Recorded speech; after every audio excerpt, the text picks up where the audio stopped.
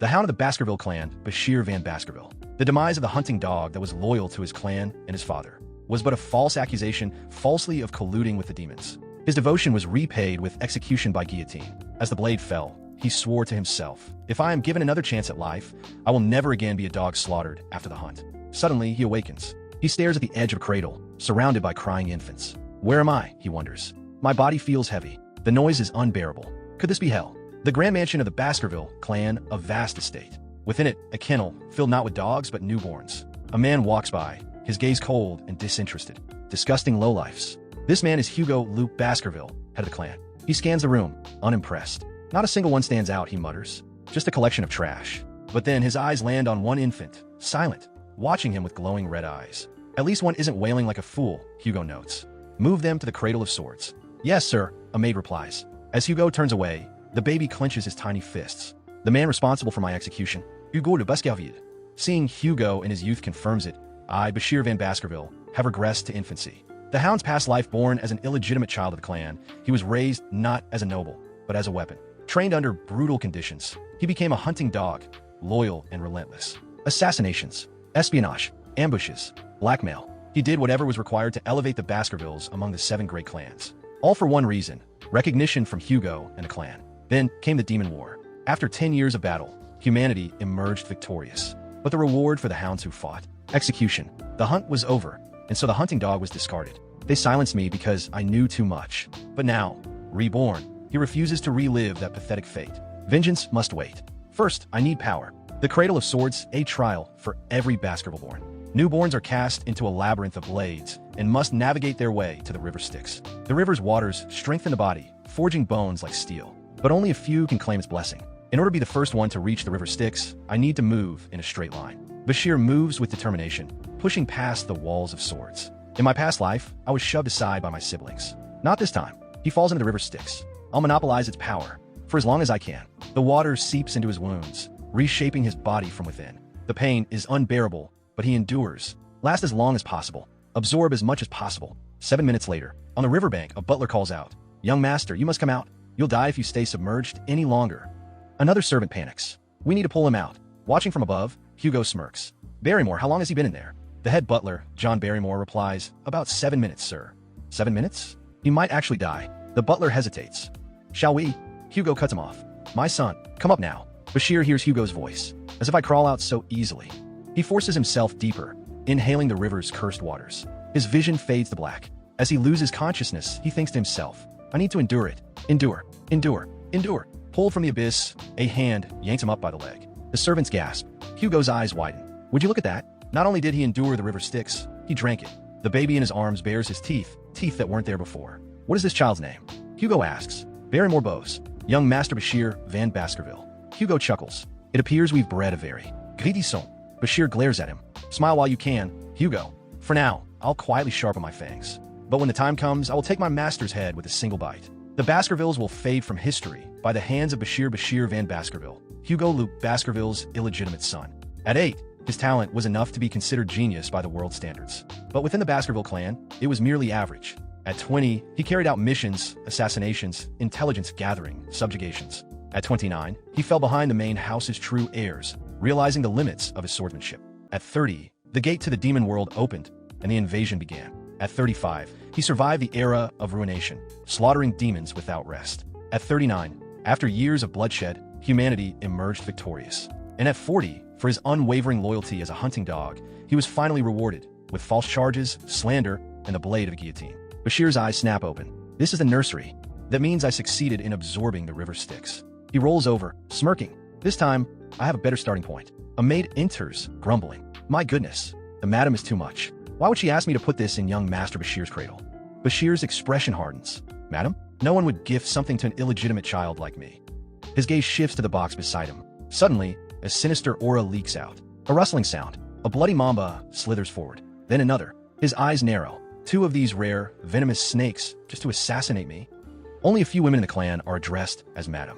One of them must be trying to eliminate competition for her own child. The snakes coil, ready to strike. But Bashir smirks. Even the other children here could be massacred. How cruel. In an instant, he snatches both snakes by the necks. Grinning, he whispers, as expected of the Baskerville clan. With a quick twist, he ends them with his own hands. The next morning, horror spreads through the mansion. In his cradle, a child sleeps peacefully, the corpses of 2 deadly snakes lying beside him.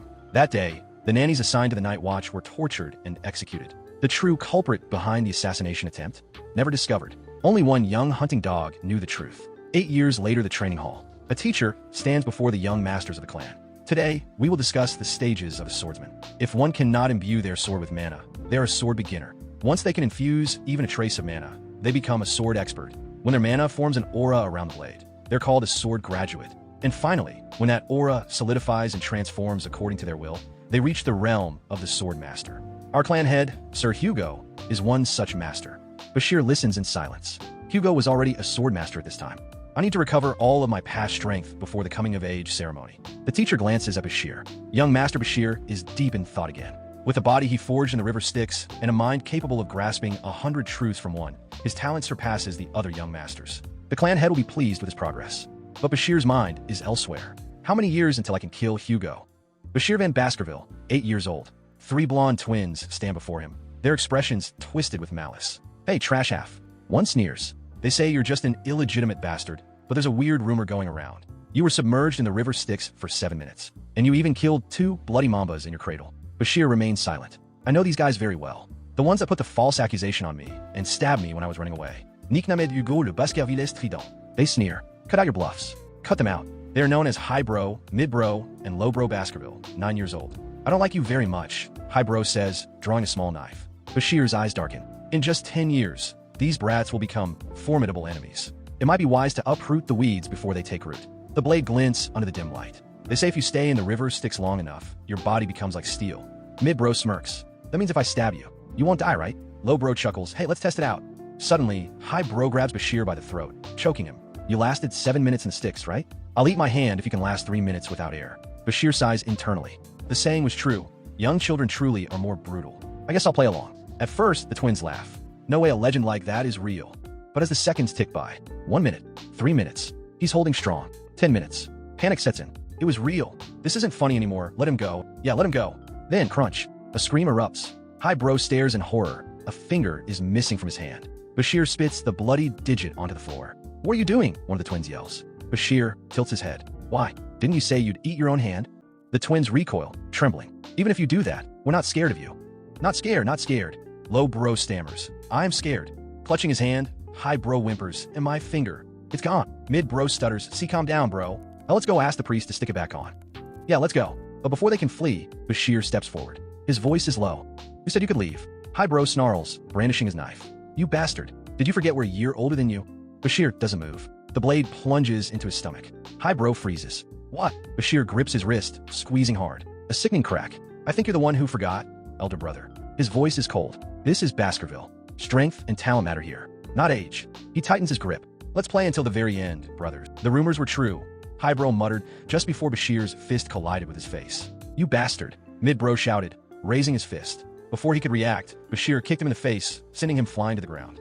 Don't be scared, Bashir said. You can heal if you get treated in time. But I'm not just going to let you leave this room. At this rate, you'll be handicapped for the rest of your lives. The brothers shuddered. So, I'll be generous, Bashir continued. I'll let one of you go. Their eyes widened with hope. Really? Which one of us? Bashir smirked and tossed a knife onto the ground. That's for you to decide. I won't wait long, so make your choice quickly. At least one of you should live. No. They hesitated, their eyes darting between each other and the blade.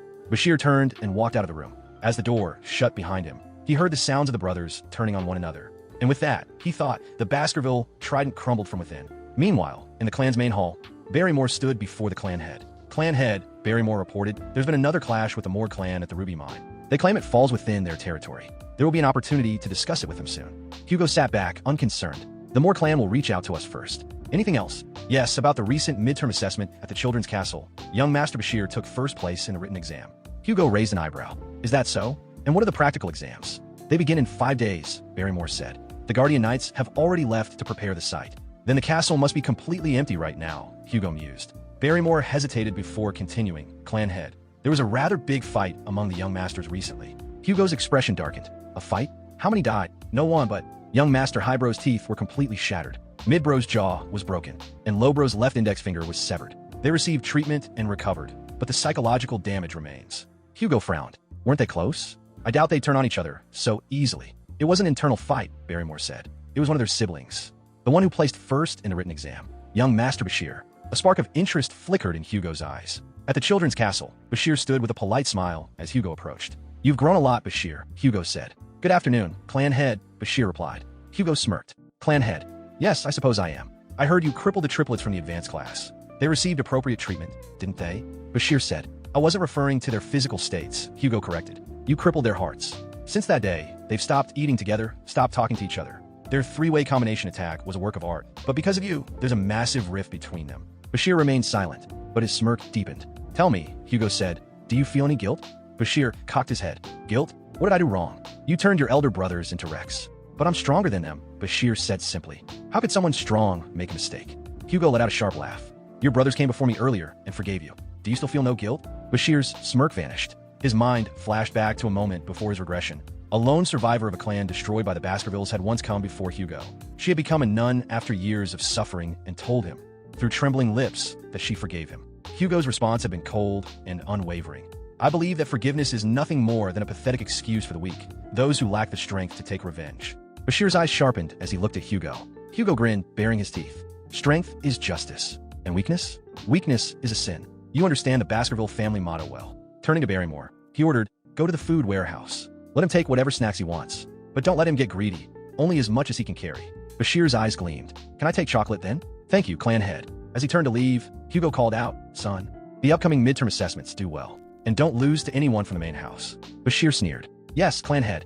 Later, in the kitchen, Barrymore held up a box. "This is the highest quality chocolate. The young ladies of the Moore clan, known for their refined tastes, consider it a delicacy." "I don't need anything processed," Bashir said. Barrymore blinked. "What? I want cocoa beans. The strongest kind you have." The chef hesitated before bringing out a sack. "Are you talking about these? They're bloody beans, a rare variety with an intensely bitter taste. Just one can flavor 100 liters of chocolate." Barrymore frowned as he watched Bashir take a handful. "I can't believe he's eating them raw.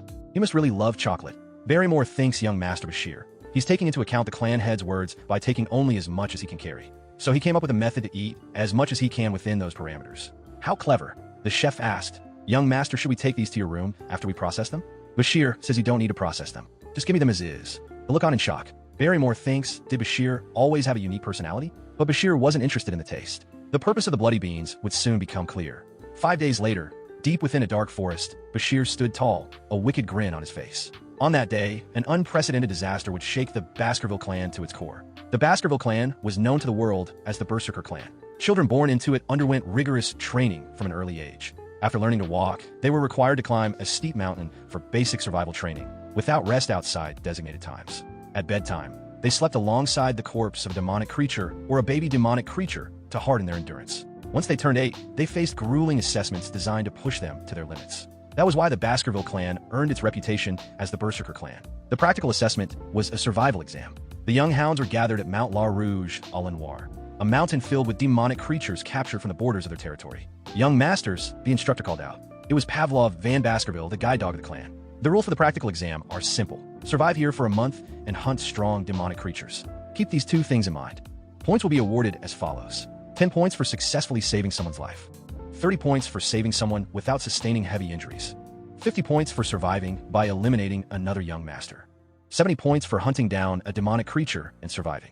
90 points for meeting all the conditions stated beforehand. In addition, each of you has been given a badge. Stealing another's badge will earn you bonus points. 0 points if you die. There are no ways to achieve a perfect score of 100. Keep Sir Hugo's teachings in mind. Letting your guard down will result in immediate death. I advise you not to leave the designated zone. Mount La Rouge à l'Enroir has many unexplored regions full of unforeseen dangers. The guide dogs will oversee and score your performance in secret. One of the children whispered, "Isn't that the one who stayed submerged in river Styx for 7 minutes?" Another added, "I heard he strangled 2 venomous snakes in his cradle, and he got a perfect score on the written test. Let's see if he does as well in the practical." Bashir thought to himself, Mount La Rouge à l'Enroir. I haven't been here in a while. The triplets avoided eye contact with Bashir. Pavlov continued, "The bell will signal the start of the assessment. I wish you all success." He rang the bell. Immediately, the young masters dashed off in different directions. One of them thought, "I need to secure an advantageous position first. Let's head to that spot I scouted in last year's exam."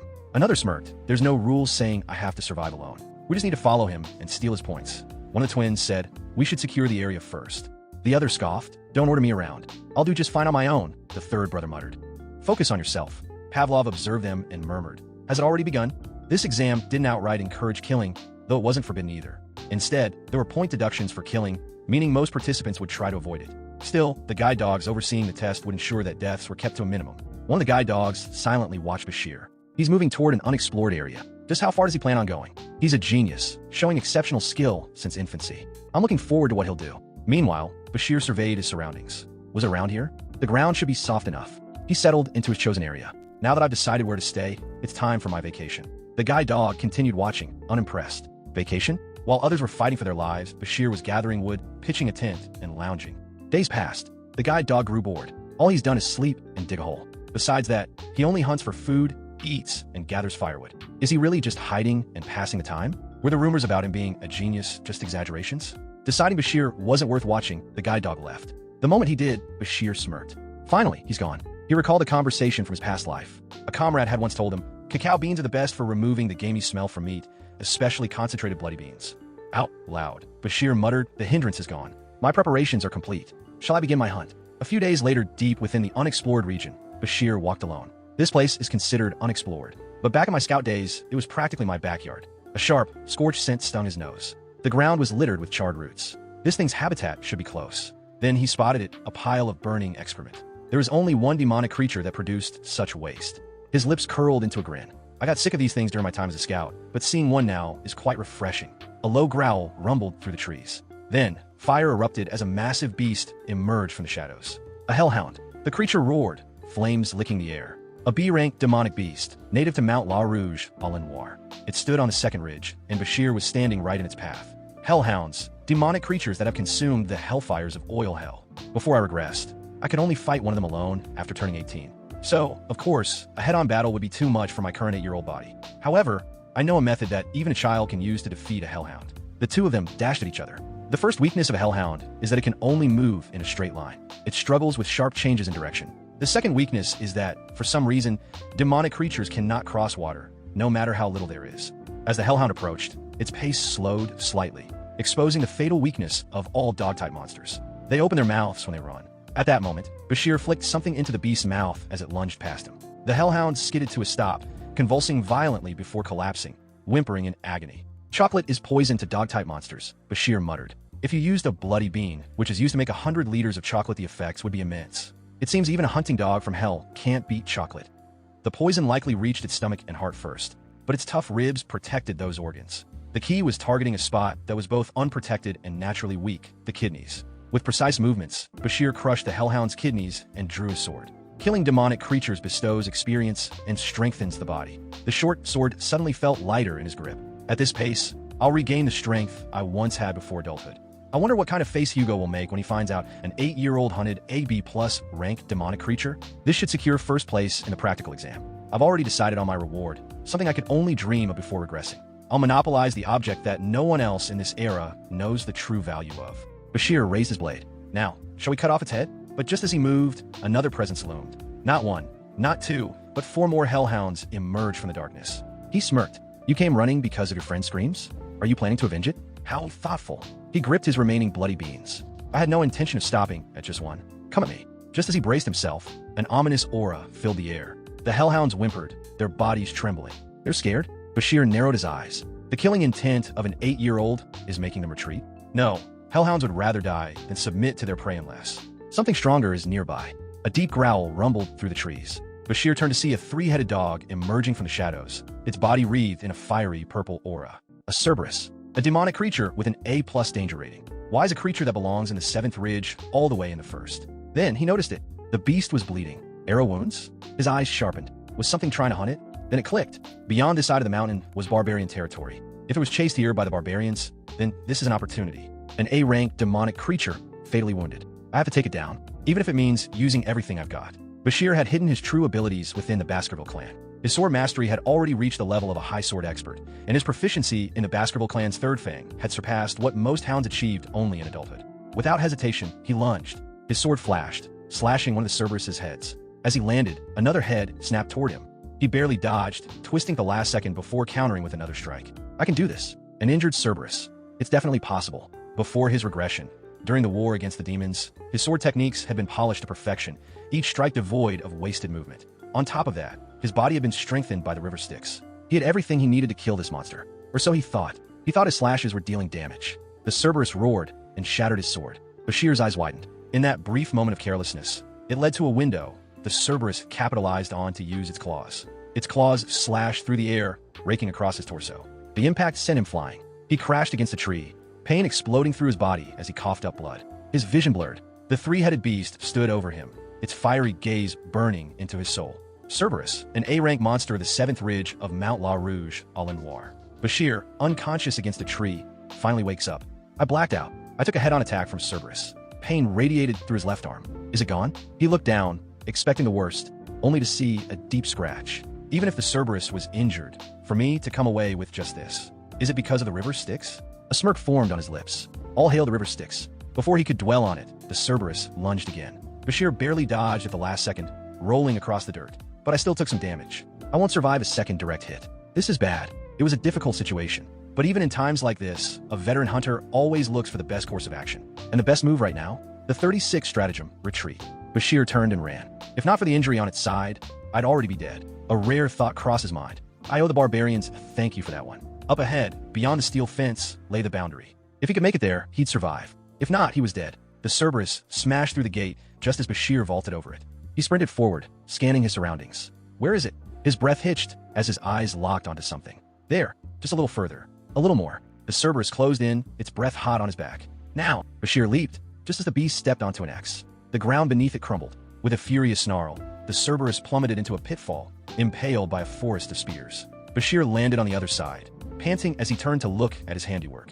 Welcome to the Cradle of Swords, Cerberus. Who would have thought? The trap he had prepared for a Hellhound pack ended up catching a Cerberus instead. But it wasn't over yet. Just like Hellhounds, Cerberus is a dog-type monster. Bashir's gaze shifted to the spearheads embedded in the beast's flesh. The bloody bean extract, I coated them, which should act like poison. But the creature still stirred, its resilience a testament to its high rank. Bashir grabbed another spear and hurled it at the beast. The weapon struck true, yet the Cerberus only roared in fury.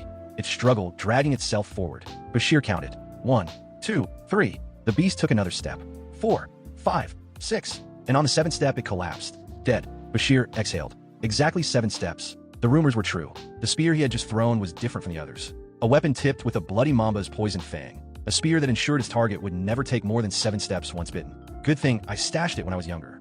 I feel the energy of Cerberus. All 3 heads, lifeless. Victory. Now, how do I take this with me? The cause of death was obvious, but perhaps the Guardian Knight who had seen him sharpening his spear would testify on his behalf. Before that, there was something else he needed to do.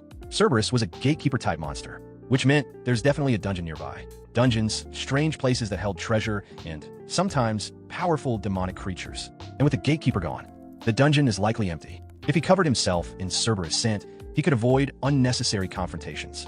The ground was dry and crumbling, littered with rotting leaves and damp roots. Footsteps, drool. The Cerberus had left a clear trail. Bashir followed it. He walked for some time, until his lips curled into a grin. Found you. A dungeon entrance loomed before him. I've been here before. In his past life, it would be discovered 10 years from now. Back then, it had already been emptied. But now, the air reeked of decay. But beneath it, he could smell something else. Mana. It hasn't been cleared yet. The deeper he peered, the darker it became. Looks like it's deeper than I thought. Bashir smirked. I'm looking forward to whatever treasure is waiting for me in here. Bashir walked deeper into the cave, his eyes scanning the jagged walls. There are ruby veins in multiple locations along the rock.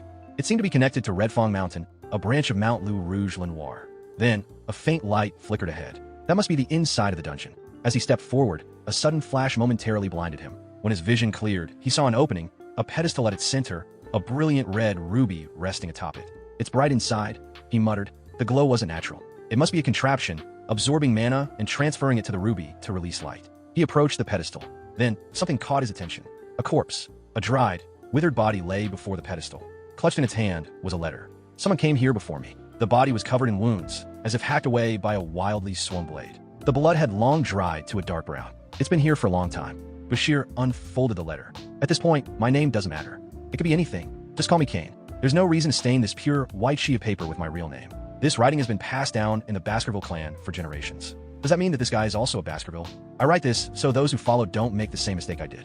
Our household's legends spoke of an ancient dungeon. My younger brother, Abel, was the first to stumble upon it. We faced countless trials to reach this place. After slaying hordes of monsters, we finally arrived at this stone chamber, only to be trapped by a single riddle. 3 whole years passed. 3 years. Bashir muttered. Cain and Abel must have been after the treasures hidden here, and the so-called ultimate riddle must be in this very chamber. He turned his gaze toward the pedestal. A riddle was carved into the stone. What entered was once one, but within has become two. Only as one may they leave. Faced with this cursed riddle, my brother and I pondered for a long time. In the end, we arrived at a single conclusion. Twins. Once, we were one in our mother's womb. But when we were born, we became two. To leave this dungeon, we had to become one again. That meant only one of us could leave. And so we fought. In the end, I killed my younger brother. Yet, nothing changed. The door remained sealed. Even though we had become one, the dungeon did not open. I killed Abel for nothing. Racked with regret, I have decided to leave this letter for those who may come after. To whoever reads this, leave immediately. This place only drives men mad with greed. There is nothing here, nothing to gain in this wretched cave. Bashir exhaled. So, what he's trying to say is, after overcoming everything, there was no reward. But something didn't sit right. Cain and Abel misinterpreted the riddle. What entered was once one, but within has become two. Only as one may they leave. What would it really mean? Bashir narrowed his eyes. A dungeon that cannot be raided does not exist. Then, his gaze fell upon the skeleton. No way. A realization struck him. Cain and Abel were simply unlucky. Because there were two of them, they had been trapped in their own misconception. Bashir turned his head. The dark tunnel behind him contrasted sharply with the bright stone chamber ahead. That was it. The answer to the riddle was the dungeon itself. When we entered, we were one within the pitch-black tunnel. But when we reached the bright stone chamber, the ruby's light split us into two. Bashir's eyes glinted. So, if it becomes dark again, he clenched his fist. The final phase of the stone chamber should unlock. The answer was his shadow. Bashir raised his weapon and smashed the ruby. Crimson shards scattered across the ground. As the light died, darkness swallowed the chamber. A deep rumbling echoed through the walls. Then, stone grated against stone. A hidden door slid open. Bashir took a step forward, gazing into the newly revealed chamber. This is what they killed each other over. Inside, resting atop an ornate altar, was a sword. A strange aura pulsed from its blade. A demonic artifact. Only those of Baskerville blood could draw it. Bashir reached out. This is Beelzebub. The name struck a memory. A relic from my past life studies. The fly of gluttony, Beelzebub. In ancient myths, 7 calamities plagued the continent. The 7 demon constellations. To stop them, the 7 great clan leaders stepped forward to battle. The demon that the Baskerville clan faced was Beelzebub. After a long and grueling battle, the demon was slain, and its remains sealed within Baskerville territory. But its power never faded. Legends said its demonic energy still lured monsters to its resting place. At least, that's how the story went. Most dismissed it as superstition, but the legend was true. And in another timeline, this very sword would fall into demonic hands, bringing death to countless humans on the battlefield. Bashir's grip tightened. But this time, that won't happen. Because this time it's mine. He grasped the hilt. Immediately, agony shot through his arm. The sword pulsed. Dark, writhing energy surged into his body, snaking through his veins like fire. Before he could react, the sword merged with him. Black steel burst from his wrist, forming a blade, a sword born from the remnants of a demon constellation. Bashir staggered. Then, a smirk crept across his lips. Obtaining Beelzebub was an unexpected windfall. He clenched his newly formed weapon. I wonder just how much stronger I can become in this lifetime. His smirk widened. I'm looking forward to it. There's nothing more to gain here. Should I head back now? At that moment, Bashir suddenly felt dizzy and his stomach grumbled. He collapsed to the ground. What is this? Dizziness? He thought. No, this feeling. Is it hunger? Beelzebub began to buzz. Was it demanding to be fed? Bashir staggered out of the cave, his steps unsteady. This hunger is insane. It feels like my stomach is tearing itself apart. His senses felt sharper, especially his sense of smell. Something nearby smelled delicious. Looking down at his hand, he saw Beelzebub's stinger twitching, pointing in a direction. Are you telling me there's something over there to eat? Following its guidance, he soon found himself in front of Carcass. Isn't this the hellhound I killed earlier? As if answering, Beelzebub shot toward the corpse and began sucking its blood. Bashir could feel it. Beelzebub's feast somehow satiated his own hunger. The sensation of blood coursing through it made him feel as though his stomach was being restored. I guess it's been starved for a long time. But could Beelzebub's insatiable hunger be the reason the trees withered and the land dried up in Mount La Rouge and Lenore? Just how much would it take to satisfy it? Beelzebub let out a delighted buzz after finishing its meal. Beelzebub, the gluttonous fly. Slot number 1. Hemorrhage. Bashir's eyes widened. Is this Beelzebub's unique ability? The legend spoke of Beelzebub, the gluttonous fly, a creature capable of absorbing an opponent's abilities. It could theoretically take in an infinite number of skills, utterly destroying those it fed upon. However, since this was a corpse, it seemed that only 3 slots could be filled. Hellhound's Hemorrhage, a skill that caused even the smallest scratch to bleed profusely. Wait, if I can steal skills, then maybe... His eyes flicked toward the massive corpse of Cerberus. At that moment, Beelzebub started shaking violently. Wait, don't eat it all, Bashir shouted. If it devoured the entire body, it would be difficult to explain himself later. The corpse was already too damaged. Beelzebub hesitated, slipping slightly. Bashir, irritated, smacked it lightly on the back. Another notification appeared. Slot number 1, incinerate. Slot number 3, rapid regeneration. His jaw tightened. Did it also consume the brown rat corpse hidden under the Cerberus? But more importantly, he had gained incinerate, an incredibly powerful ability. If one of the worst ways to die was being burned alive, then this was even more dreadful than a hellhound's hemorrhage. With this, he finished preparing the demonic creature for the practical exam. He says aloud, "Should I relax until the assessment is over?" Back at the training grounds, the young hounds of Baskerville returned, having completed their practical exam. The corpses of the demonic creatures they had slain were turned into weapons, armor, and accessories, each young hound receiving a trophy from their kill. However, among all the corpses, one in particular stunned the onlookers. Hugo Baskerville, the clan head, narrowed his eyes. "Who killed that?" A knight answered, young Master Bashir Van Baskerville. He was 8 years old when he accidentally wandered into an unexplored area during the exam and hunted a Cerberus, a demonic beast rated A+ in danger level. Hugo's expression hardened. "Are you saying he killed the same Cerberus that even our guardian knights struggled to subdue?" It seems the beast had already been wounded in battle with a barbarian tribe. It had also been poisoned. What kind of poison is strong enough to take down a Cerberus? And where the hell did he get it? That wasn't recorded in the hunting log. I asked the young master about it, but he simply said he was tired and returned to his dormitory. Hugo let out a low chuckle. That brat is already so sly. Well, knowledge is power, and power is your worth. Barrymore said. To be honest, I was extremely surprised. To think that a talent like that came from a young master with the name Van, not Law or Lo. Hugo shot him a sharp look. "You really don't know me, do you?" "Pardon?" Barrymore asked, confused. "I'm different from the previous clan heads," Hugo stated. "I don't care about bloodline when raising a hunting dog. Whether they come from a royal family or a prostitute, it doesn't matter to me. Only talent and determination matter." He leaned in slightly. "Weaklings can come from prestigious bloodlines. Do you understand what I'm saying?" Barrymore stiffened. Is he thinking about the second son? "I apologize, Lord Hugo." Hugo waved a hand. "It's fine. I need something to lift my mood. Call young Master Bashir." Bashir entered the room, standing with a slight smile. Hugo stared at him. "I heard you killed a Cerberus during the practical exam," he said. "How did you kill it?" Bashir replied nonchalantly. "I fed it chocolate." Silence. Chocolate. Chocolate is practically a deadly poison to dog-type demonic creatures. "I see. Is that why you requested it beforehand?" Bashir nodded. Barrymore observed the exchange in disbelief. They just go back and forth, asking and answering without even greeting each other. Is this really how a father and son are supposed to talk? Hugo then said, "I heard you refused to give details about your hunt when questioned." "What?" Bashir responded, "Because he isn't my master." Hugo raised an eyebrow. "Then who is?" "As a member of this clan, the clan head is my master," Bashir replied. "Who else could it be?" Hugo let out an amused chuckle. "You've learned well," he then declared. "As a reward, the full spoils of the demonic creature you killed will belong to you. Additionally, since you placed first in the exam, I'll grant you a wish." Bashir's heart pounded. "This is it. This is the moment I've been waiting for. I wish to enter the 10,000 book library," he stated. A heavy silence filled the room. The 10,000 book library is a massive library located in the deepest parts of the Baskerville clan's main castle. It is one of the biggest in the empire. Hugo narrowed his eyes. The 10,000 book library.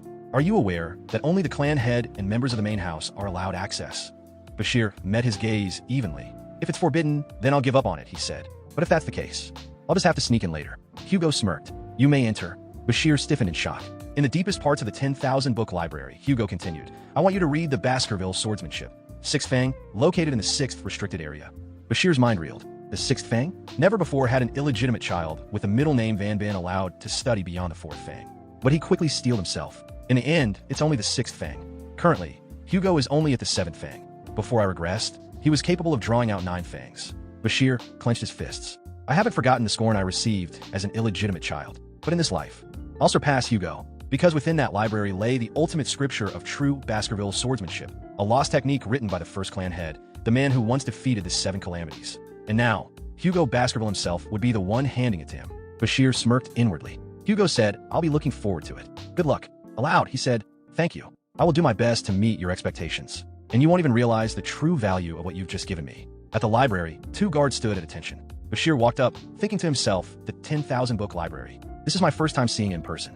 Severing incisor swordsmanship, crushing molar swordsmanship, stabbing canine swordsmanship, double impaling snaggletooth swordsmanship, lying wisdom tooth swordsmanship. The scriptures for every sword technique I wanted to learn before my regression are all here.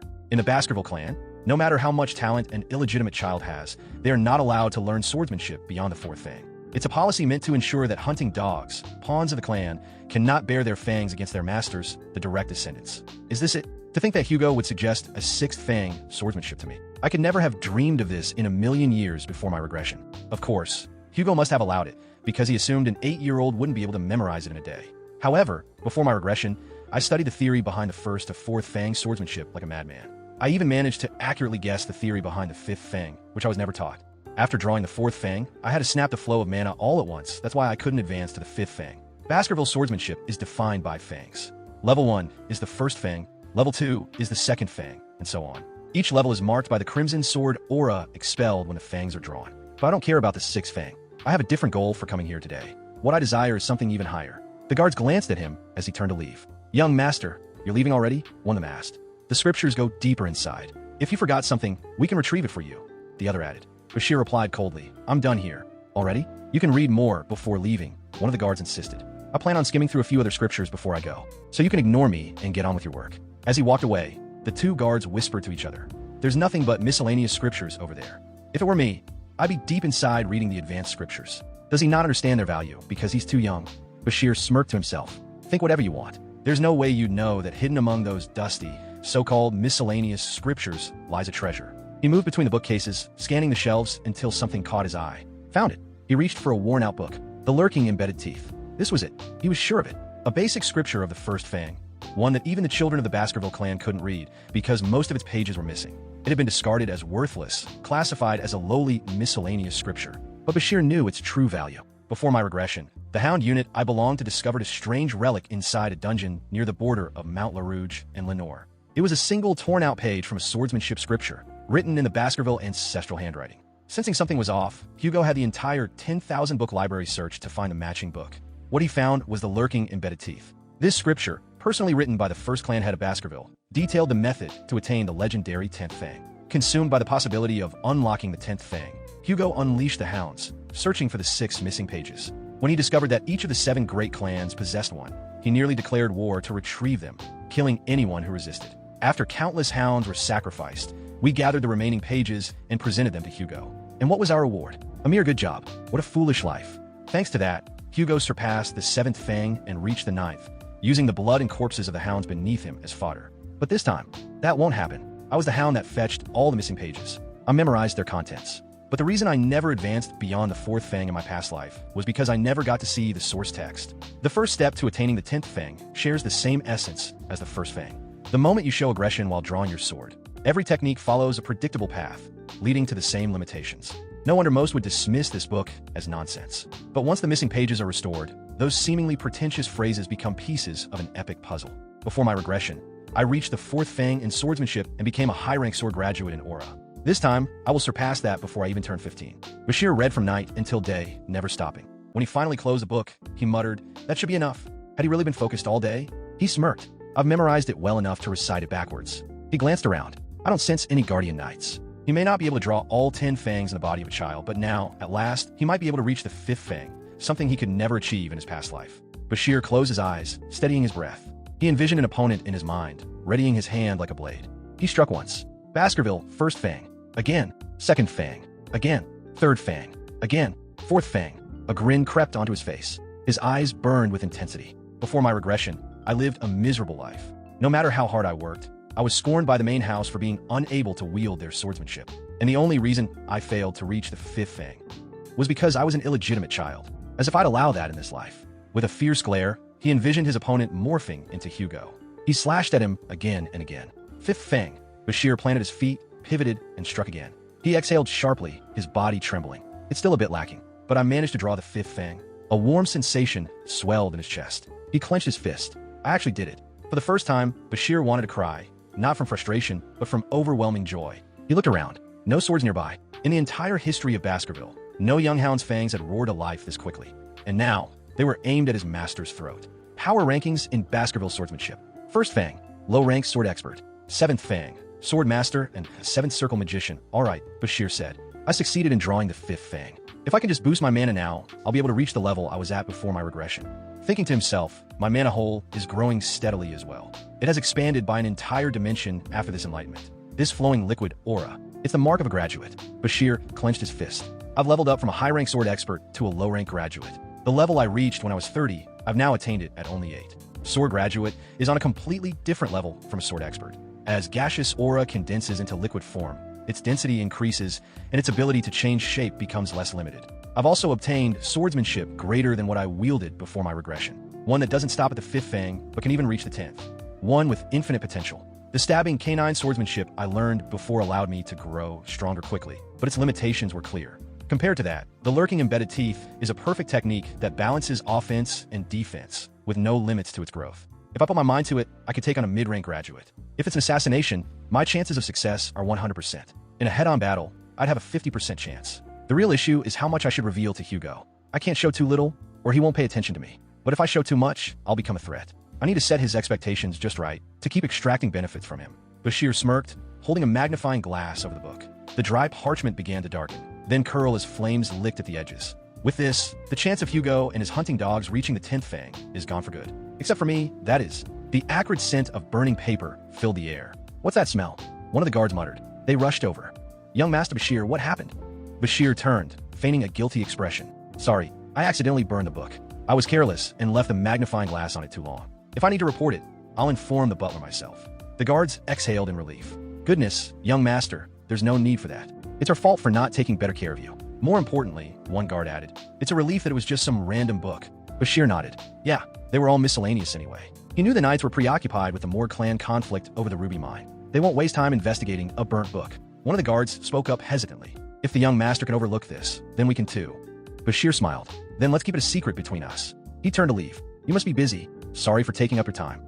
Both guards straightened and responded in unison. Yes, young master. As Bashir walked away, one guard whispered, Young Master Bashir.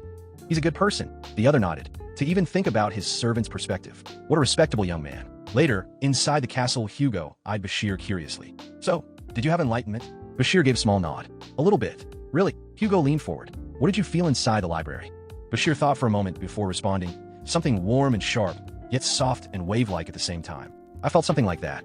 Both Hugo and Barrymore were visibly stunned. Barrymore hesitated. Could it be aura? Aura was proof that one had truly entered the world of swords.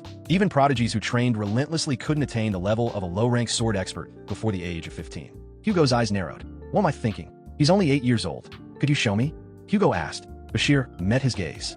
Of course. Inside a grand arena within the castle, students murmured among themselves as they gathered. Bashir stood in the center, gripping his sword. Barrymore turned to Hugo. Clan head, how do you plan to test the young master's skills? I'll send in a suitable demonic beast, Hugo replied. Barrymore's expression stiffened. A demonic beast? That's right, Hugo said. I've starred this one to make it a little more sensitive. The air grew tense as chains rattled. A massive orc was let out, its eyes glowing with hunger and rage. It let out a guttural growl. Gasps spread through the crowd. An orc? Isn't that too much? Even a 15-year-old would struggle against an orc. Well, if something happens, the Guardian Knights will step in, right? Hugo raised a hand. The moment he signaled, the chains dropped. The orc roared and lunged. Bashir didn't flinch. As the orc swung its massive arm, Bashir moved, so fast that the students barely saw it. A sharp schlick echoed through the arena. Silence. A second later, the orc staggered back, staring in shock at its own severed hand. Gasps erupted from the crowd. Bashir didn't stop. He dashed forward and slashed its leg. The orc collapsed, looking up in disbelief. Did it freeze up from feeling pain for the first time? Bashir wondered. Its regeneration hasn't kicked in yet. The orc struggled to rise, but its movements were sluggish. There's no way a C-rank demonic beast could stop a B+ rank like the Hellhound Hemorrhage, Bashir thought. The students were in uproar. That's an 8-year-old? How did he do that without mana? Is that even possible? Hugo remained silent, his fingers tapping against his armrest. Bashir smirked internally. He's saying that I still haven't shown him what I unlocked in the library. Then I'll show it to you, just as you wish. Barrymore's voice wavered. That's an aura blade. The orc, still dazed, locked eyes with Bashir. But in the next moment, Bashir moved again, lunging straight at its head. A clean slash. The orc's head rolled across the ground. Hugo bolted upright in his seat, eyes wide. Bashir stood over the corpse, his blade gleaming with blood. Barrymore swallowed hard. That's the aura of a low-rank sword expert. He turned to Hugo. Clan head, congratulations. The greatest genius of this generation has appeared. Hugo's expression darkened. Is that what you think? Barrymore continued. Even amongst all the clans of the Empire, there will never be a genius like this. Hugo frowned. Stop there, butler. Look closer, the orc was a little odd. Pardon. Barrymore followed Hugo's gaze to the still bleeding corpse. Orcs were infamous for their regeneration, but this one hadn't stopped bleeding. He had only won because the orc had been weakened a lot. Barrymore smirked. You can't even be honest with yourself and celebrate, can you? Bashir raised his voice. Wait, father. Hugo's eyes snapped to him. Bashir's smirk widened. Is there anything stronger than the orc? Orcs stand at 2 meters in size and originate from the lowlands of Mount Le Rouge, Le Noir. This proclamation shocked all the students in attendance. as well as the Hounds watching. Bashir thought to himself, it's better to reveal just the right amount of strength. If I'm lucky, my achievement will be recognized, and I'll have a chance to separate from Hugo. I could be sent into the wild, or even enroll in the academy. Hugo smirked. It looks like the orc we captured from distant lands wasn't enough to satisfy my son's hunger. What Bashir said made sense. He was at an age where real combat was necessary for growth. Hugo turned to his butler. Butler, isn't there a survivor from the barbarian subjugation we captured for experimentation some time ago? Barrymore hesitated. Yes, there's exactly one left. It's likely to be very sensitive since it hasn't been fed in some time. Hugo nodded. Bring it here. The students looked on, their shock evident as a troll was brought out in chains. The massive creature growled, its eyes burning with rage. Bashir stepped forward. Father, may I begin? Hugo simply said, you may. As soon as the chains dropped, Hugo commanded, begin. The troll roared, and Bashir dashed toward it. The beast swung a massive fist, but Bashir easily dodged. He leaped onto its arm, but quickly backed away, clicking his tongue in frustration. So close, a student gasped. That was an opening. Why didn't he attack? Hugo chuckled. Good decision. The troll's regenerative ability is outstanding. If you can't inflict a fatal wound in one strike, you'll just be wasting your time. That's why strategy is required to hunt a troll. Another student murmured, he's dodging every attack. Is he trying to tire the troll out? Is an 8-year-old really capable of that kind of judgment? Another whispered. Is this what a real genius looks like? Bashir thought to himself, it's really slow, so I don't feel pressured. But I need to keep up the act. If I use my full strength, I could kill this thing in an instant, but that would complicate things. I need to make it look natural. The troll roared and charged. This is my chance, Bashir thought. He used the troll's momentum against it, slashing its shoulder. The students gasped as the beast dropped to its knees. It got slashed, someone shouted. But it'll regenerate right away, another student argued. Unless he can kill it instantly, it won't matter. A student analyzed the situation. It might be impossible to kill a troll using Baskerville swordsmanship, first fang. It's still impressive for an 8-year-old to do this much. Bashir thought to himself, it's true that I can't cut through the troll's thick hide with just the first fang. But if I use Beelzebub's hemorrhage ability, the troll would die if I waited. No, that would be meaningless. Hugo spoke up. You may stop now. Continuing any further would be dangerous. Bashir didn't back down. I'm close. I think I'm about to realize something. If I can't finish it with the next attack, I'll abandon the fight. Hugo hesitated before nodding. Continue. The troll, now even angrier, charged again. Bashir thought to himself, how much power should I reveal? The answer is already set. I'll make it look like I received enlightenment mid-battle and broke through to the next level. As the troll lunged, Bashir struck, his blade moving like lightning. I'm looking forward to how Hugo will react after seeing this. In an instant, the troll's head was severed from its body. The entire hall fell silent. Barrymore, the students, even Hugo, everyone was in shock. Within the Baskerville clan, strength followed a strict formula. Around the age of 15, warriors could begin infusing their blades with mana, marking the achievement of the first fang. The truly gifted reached the second fang at 18.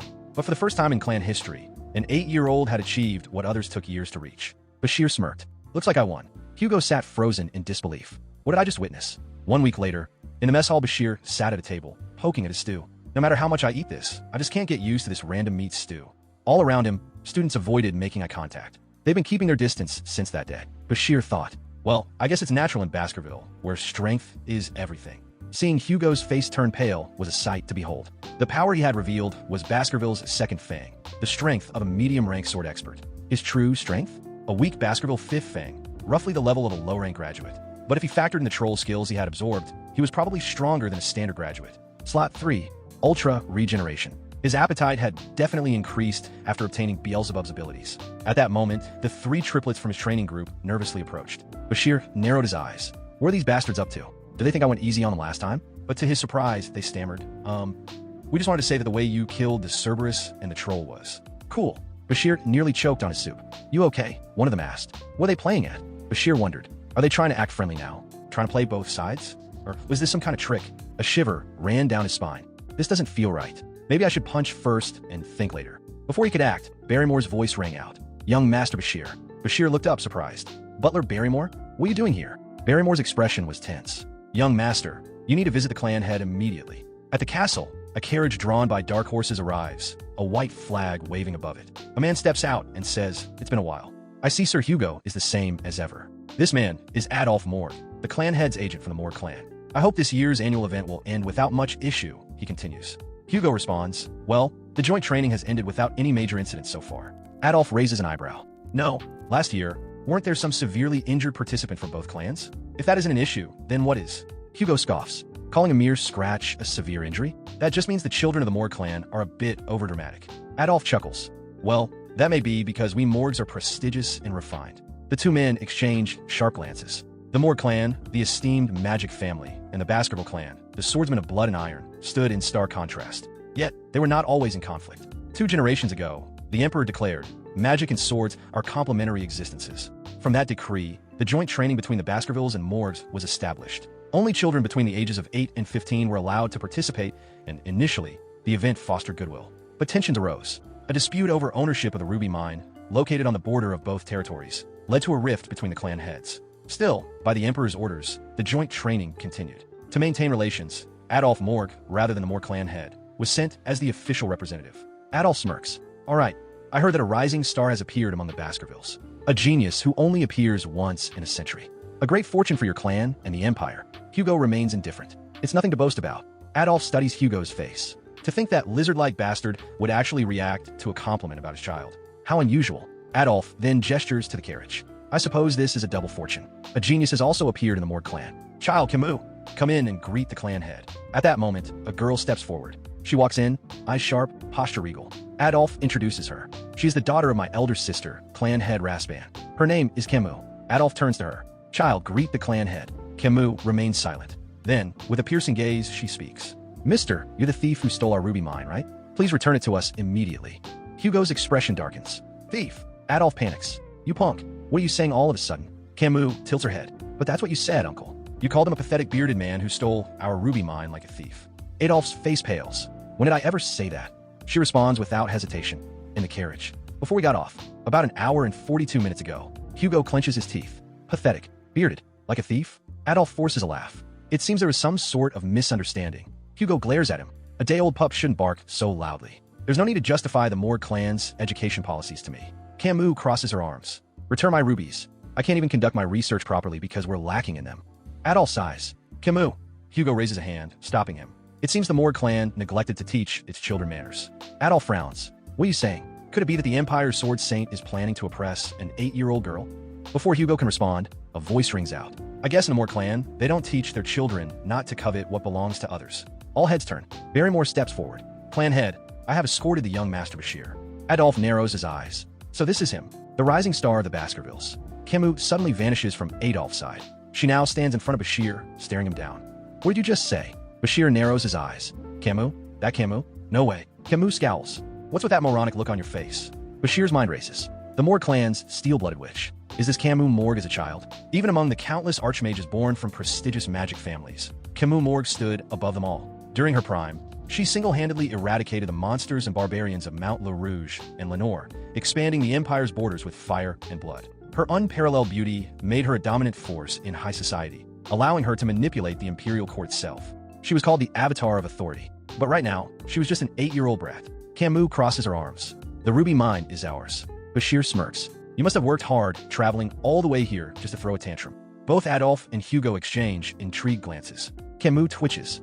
Did you just say tantrum? Yes. You're throwing a tantrum right now. Camus huffs. Then I'll show you why the ruby mine belongs to us. She raises her hand. Summoning ice magic. Let me put it in a simple way so your dogshit brain can understand. Bashir stands still. Well, that sounds fun. With a flick of her wrist, an intricate ice replica of the 2 territories forms in midair.